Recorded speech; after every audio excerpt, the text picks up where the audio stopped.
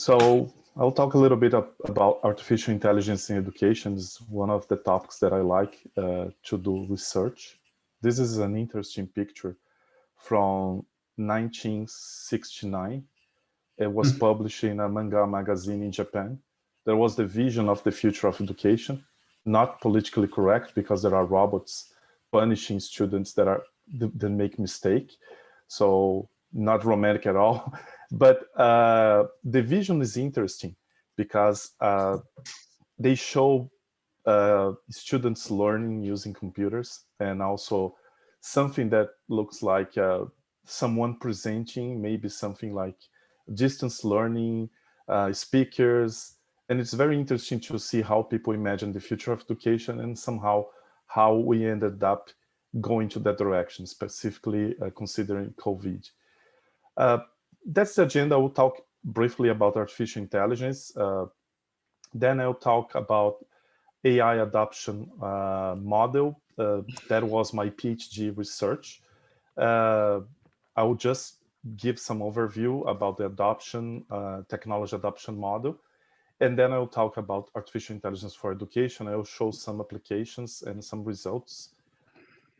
Well, artificial intelligence it's not a new field. It started in the 50s as I inquire about the nature of intelligence. The idea was to develop software that demonstrates intelligence using processes like those used by humans for performing the same activities, trying to emulate cognitive functions to supplement or complement human intelligence, and also to understand how our mechanisms to demonstrate intelligence work. There are many definitions of artificial intelligence. A paper by Sweeney in 2003 found over 1,000 definitions. So it's hard to describe the best definition, but the one I like is it's a field that's related to building software that tries to exhibit intelligence, or at least, let's say, fool us so we can believe that's intelligent. There are two main approaches. One is the symbolic, that's considered the classic artificial intelligence, and the connectionist, that's considered machine learning. So the symbolic or classic, basically, it's related to techniques that we can understand, and basically we use sort of rules that we can encode in a software, and the software can do some deductions or inductions, or also predict some outputs based on the data we input in the software.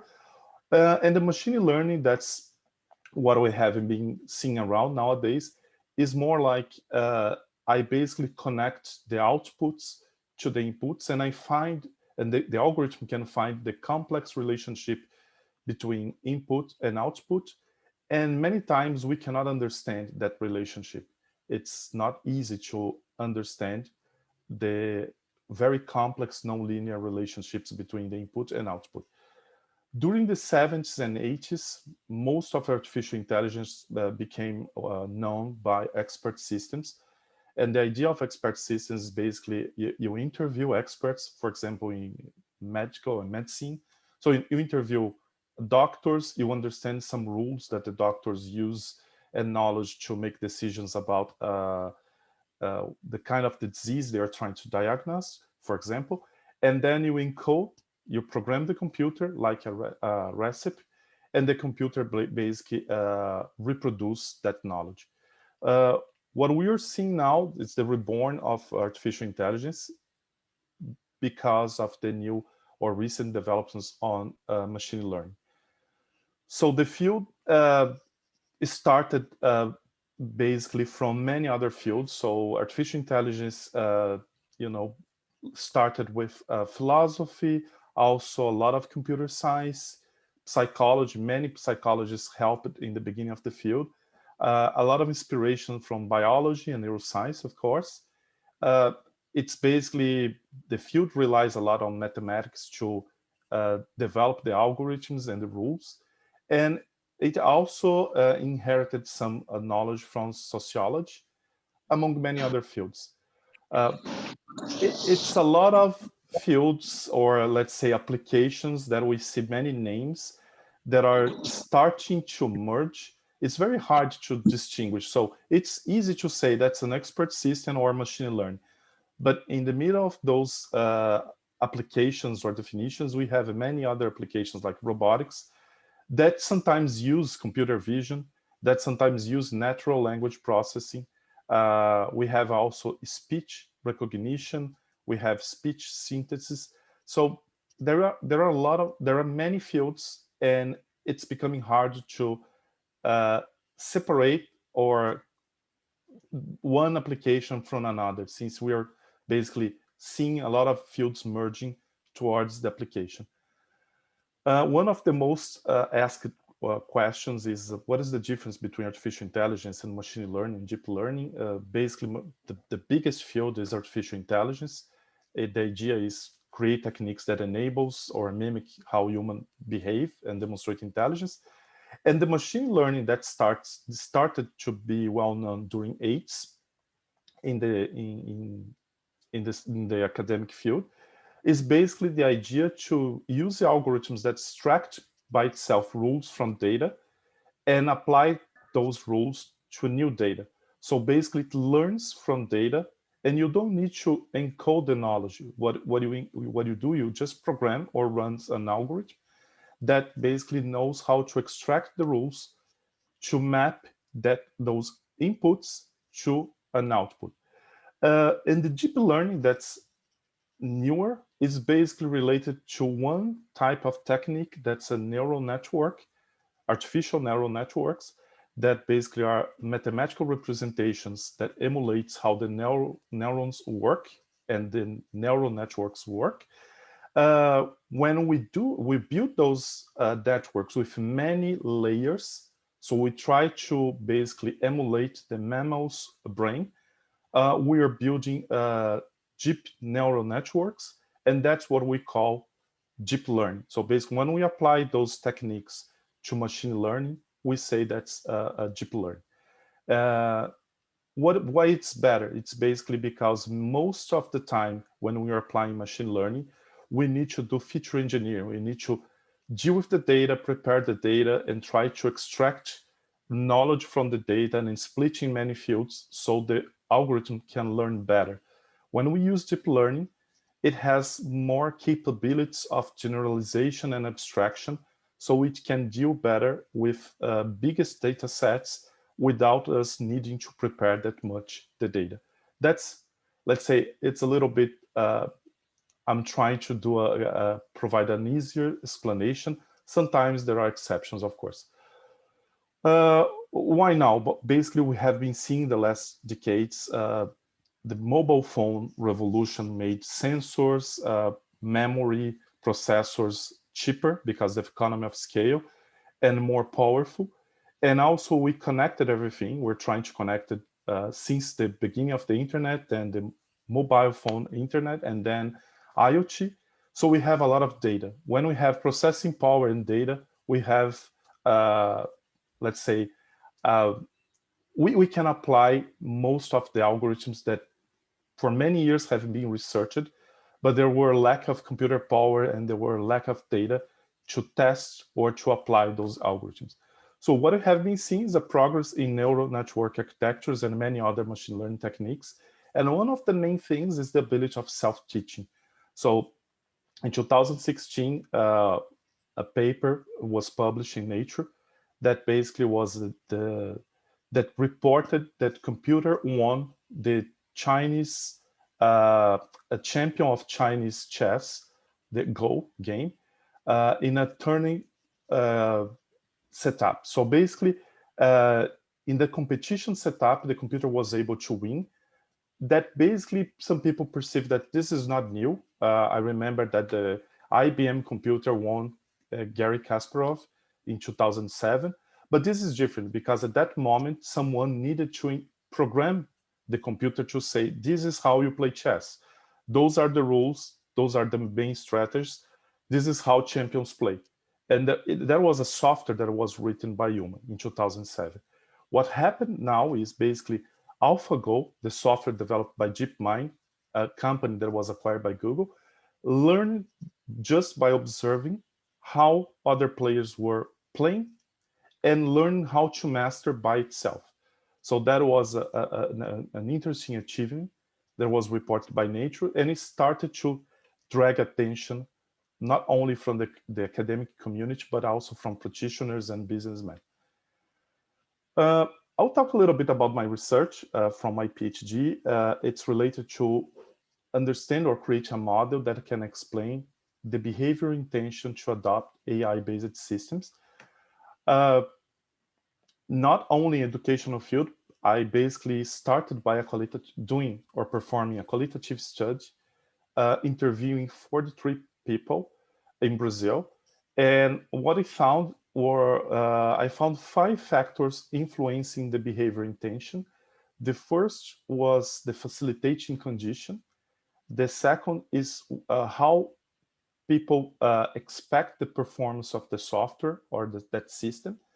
Also, the effort expectancy from the people interviewed about how much effort do I need to put to learn or to use that software. The social influence was also an important factor, and the self-efficacy. So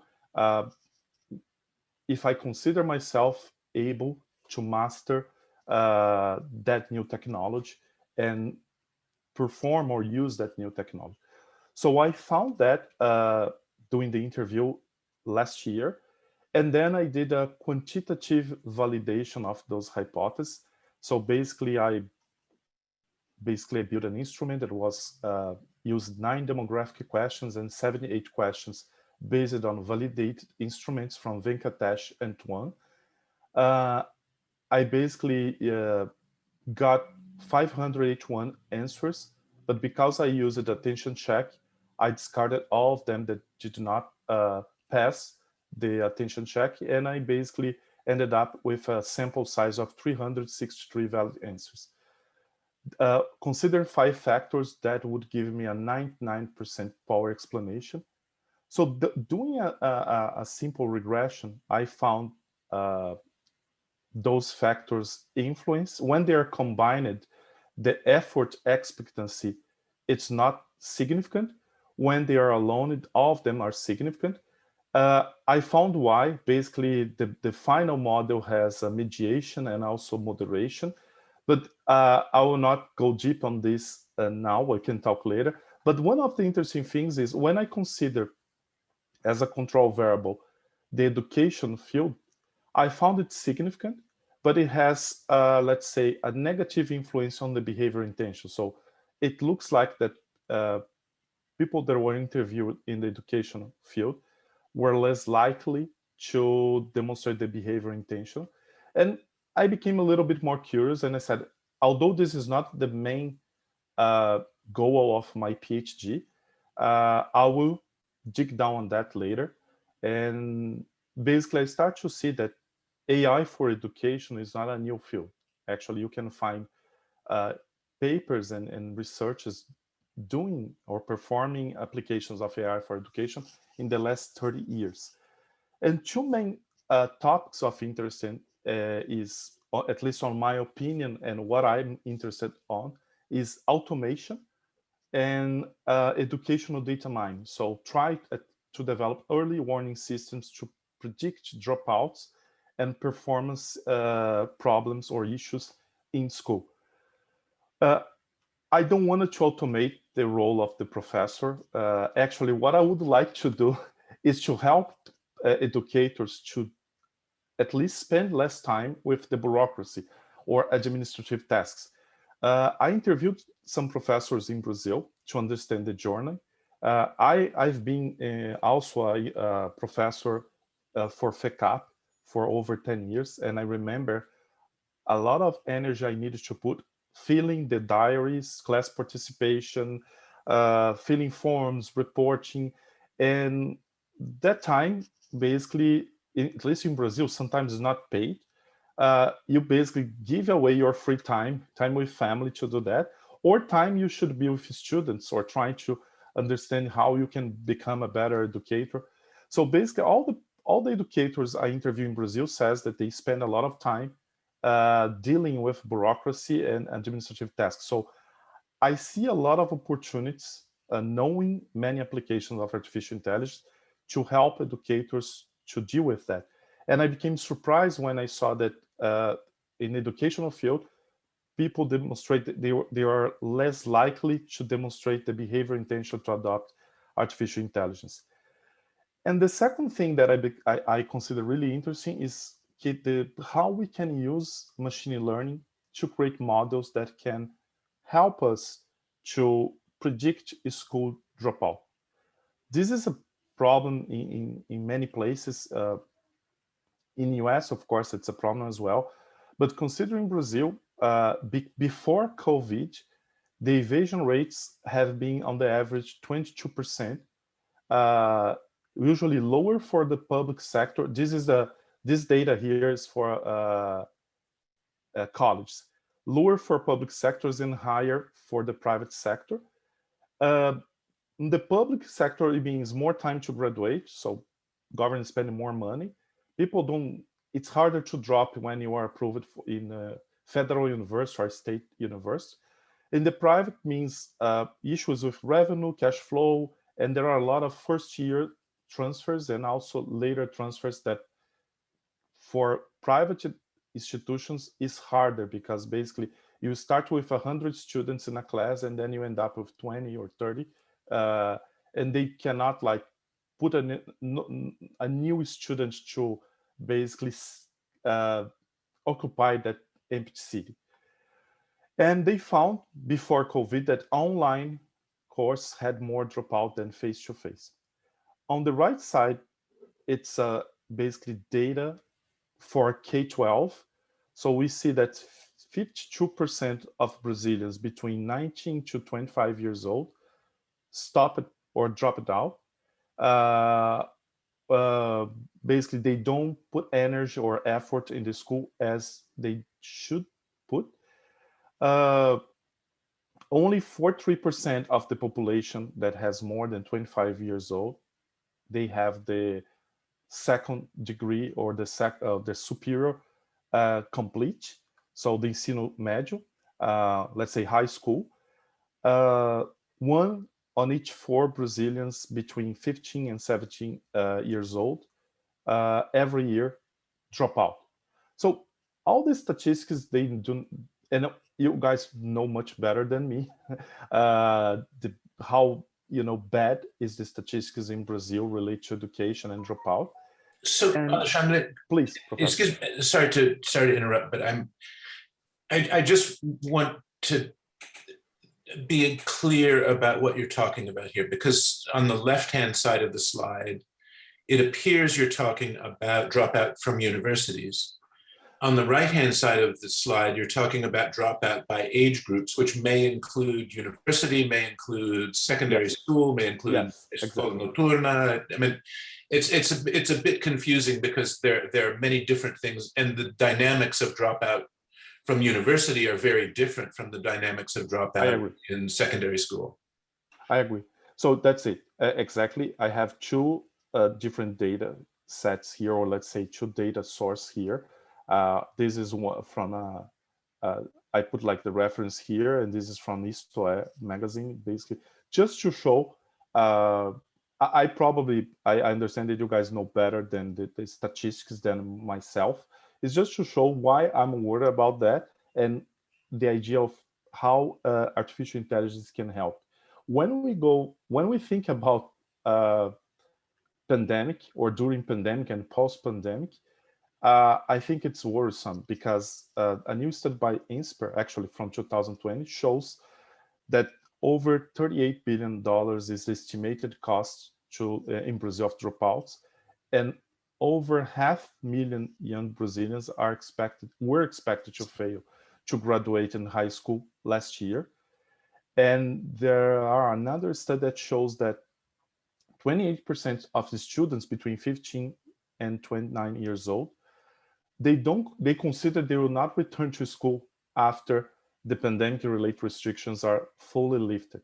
So this is really bad because you have a country in a not so good economic situation, and then people decide, I'm not going to go back to school.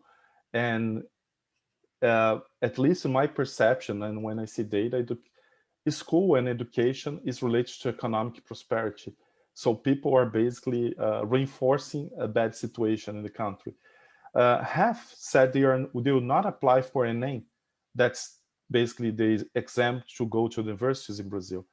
And 20% of 50 million Brazilians between 14 and 29 years old have not finished any single stage of basic education according to IBGE in Brazil.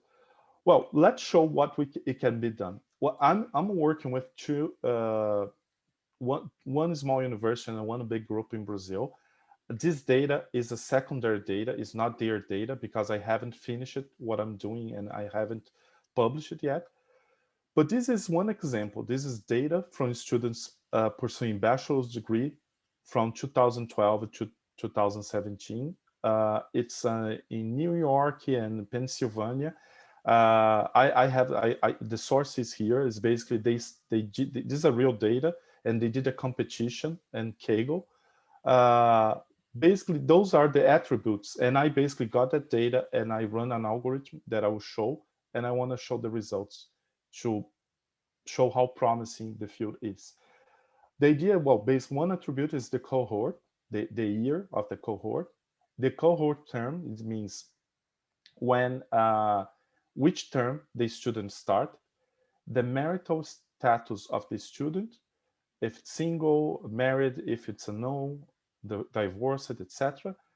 The student adjusted gross income, then the parent adjusted gross income, the student's parent, of course, the father highest grade level, the mother highest grade level, the housing situation if the student lives off campus, on campus, unknown, with parents, and then a lot of data basically that I combined from the three data sets related to financial uh, things. For example, how for each year, how much loan or how the amount of money the student got from loan, the amount of money he got from scholarship, amount of money he made working on the campus or off campus, and amount of money for grant.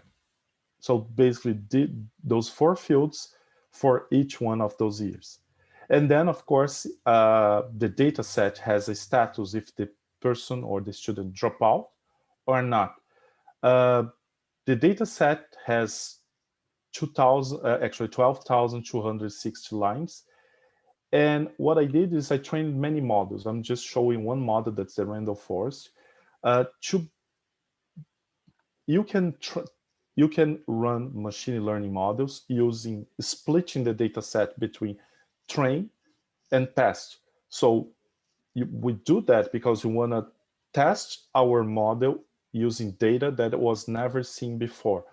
But one way to become, let's say, to try to become more or to predict how our model will behave when it sees or it tests on new data is to use a cross-validation. When you split your data set in many folds, in this case, I split it into 10 folds, and I use 9 folds to train my model and 1 fold to test. And then I do that again, and I take other 9 folds. So I basically include the one that I use to test, and I keep doing that 10 times. I get the result and do the average. So that's one way to try to show a result that's more reliable, at least in machine learning. And I did a 10-fold cross-validation because of that. What is interesting, it's the model try to predict the number of dropouts. And the accuracy was 81%. And here in the confusion matrix, basically the model did a classification. It said A is 0, so the person will not drop out. So this column means the total number of students, if we adapt here, that the model predicts will not drop out. And B means the total number of students the model predicted will drop out. However, this is the ground truth. So 6,460 students, the model said, will not drop out, and it did right because it coincides with the ground truth. However, other 1,255 students, the model said will drop out, but actually will not drop out, I'm sorry, and it will drop out. So this is interesting because if we think about the precision, how the model performed in identifying the students that will really drop out in advance. So we can use the precision metric that basically considers the number of students that the model predicted will drop out, and it's true, it coincides with the ground truth, divided by the total number of predicted number of dropout students. It also includes, of course, the false positive. So we would see this is the model actually could predict 76% or 76.5% of the students that would drop out. Of course, the model also missed some students that would drop out. So if we consider the other metric, that's recall, that basically is how good it performed, consider the number of false negatives, it also did well. It predicted 73.5% of the dropouts. Well, if anyone wants to ask any questions before I move forward, please feel free, or if you want to talk later, I'm okay both ways. Okay, well, yeah, we're not shy, Alexandre. So just go ahead, and if people want to interrupt, they will. Okay. So this is one model I found, like using neural network, or even if you're using a deeper neural network, we can even perform better. I have used it also a decision tree. The decision tree is nice because you can see what happened on one way, so we can understand why that happened and the rationale behind. However, decision tree also has overfitting many times, so we need to be careful with that. And the idea about predicting performance as well. So if we could have a warning system, an early warning system that tells someone will have issues with the academic performance, maybe as educators we could try to avoid those issues to aggravate. So I use it again, secondary data. I'm working with data from 2 universities in Brazil, but I haven't finished what I'm doing.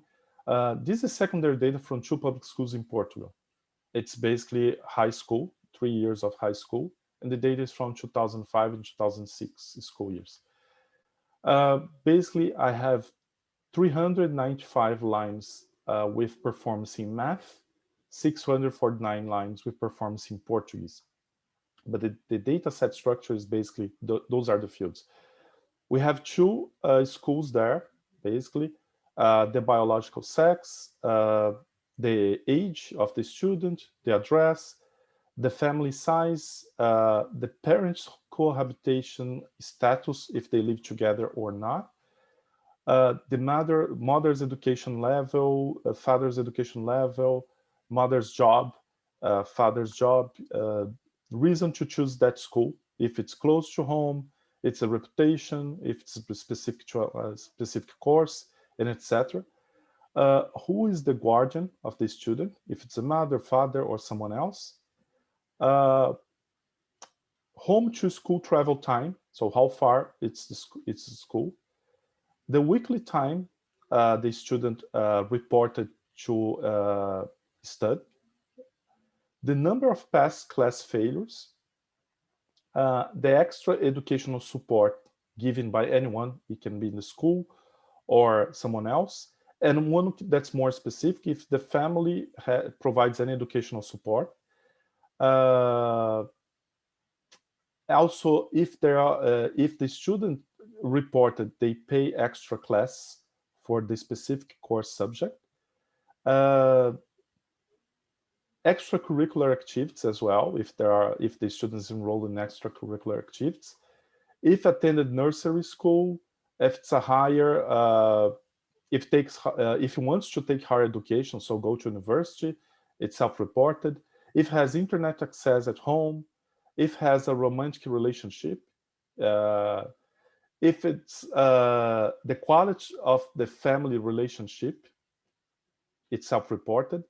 How much free time the student has after school, uh, how frequent the student used to go out with friends, uh, workday alcohol consumption, the frequency, weekend alcohol consumption, also the frequency, uh, current health status, if it's very bad or very good, number of school absence, the first period grade or performance, the second period performance, and this is the final. And then I have two variables to be predicted. One is the final grade in a 5-point scale, so A, B, C, G, and F of fail. So A, excellent, B, okay, C, plus or minus, D, it's, okay, it's not good, but it's enough to pass, and F, it's fail. And the status is the final status, if it's passed or failed. I use the same type of model, and first I used to predict if that each student would have the success or fail in Portuguese, learning Portuguese. So the model achieved a performance of 92.8%. Using more data and a deeper neural network, we could predict around 95%. That's what I have been achieving with the data I'm doing research currently. So it's interesting that basically the model predicted that 71 students would fail. However, 9 of those students were predicted wrongly because in fact they passed, but 62 students actually failed.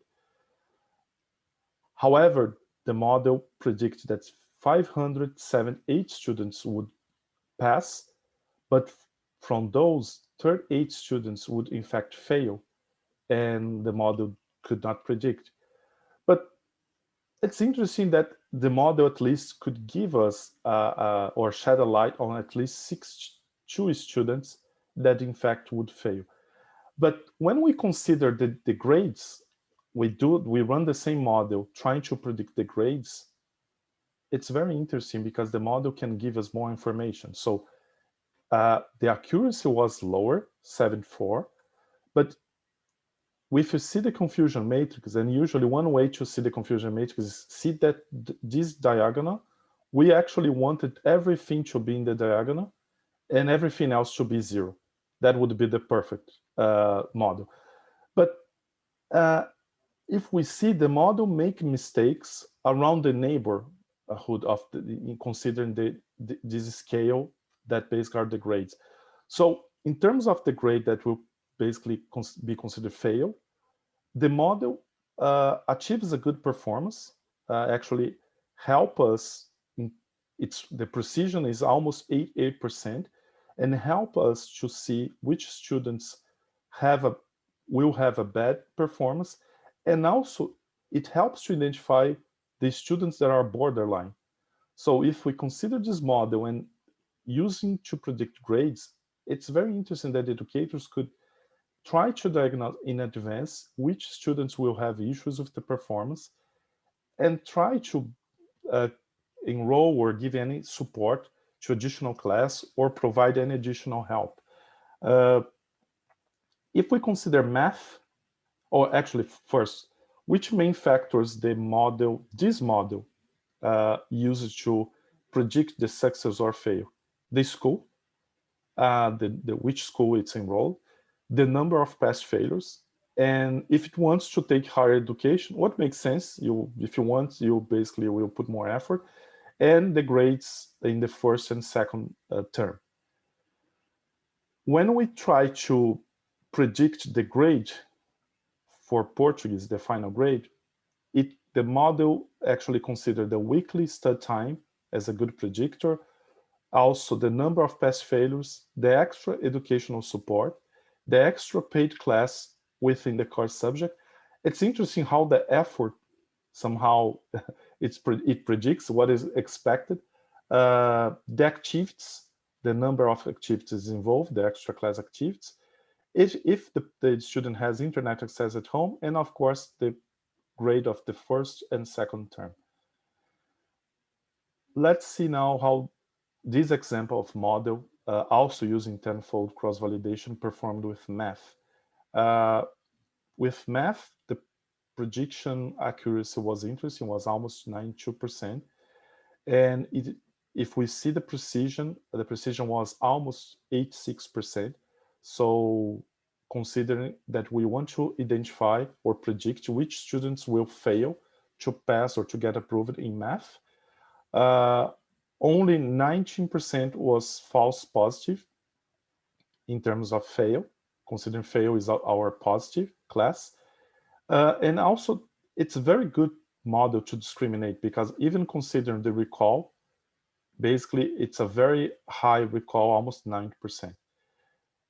If we see the grades now, let's try to predict the math results in terms of grades. The accuracy drops to almost 72%. But again, it's interesting that it's good enough to predict the students that will fail and also the borderline students. And if you see the mistakes in the confusion matrix are very close to the truth in terms of the class or the grade level. So basically, if we put energy to pay attention on those students in the class G and E, basically we would cover almost 100% of the students that would fail. In terms of math, this model found the main factors to predict success or fail was the parents' cohabitation status, the number of pass failures as well, and the frequency of going out with friends. And the second term performance in exams. When we try to predict the grade, the biological sex was one of the discriminants, and the number of pass failures and the both terms grades were considered the main factors. I don't have deep data on that. I did like a decision tree, and not always, depending on the decision tree, those factors appear to be the best ones, but this is just explaining the random forest. However, historically, women perform better in math, at least when we see the PISA test, than men on the average, at least in Europe and in developed countries. I don't have data, but it seems that when it's women, the grade seems to be higher potentially here. Well, basically, I talked a lot. I tried to show, and I would like to discuss now and learn more about you, because you know much more about education than me. I'm more like on the artificial intelligence side. So getting feedbacks and also directions would be great. Thank you.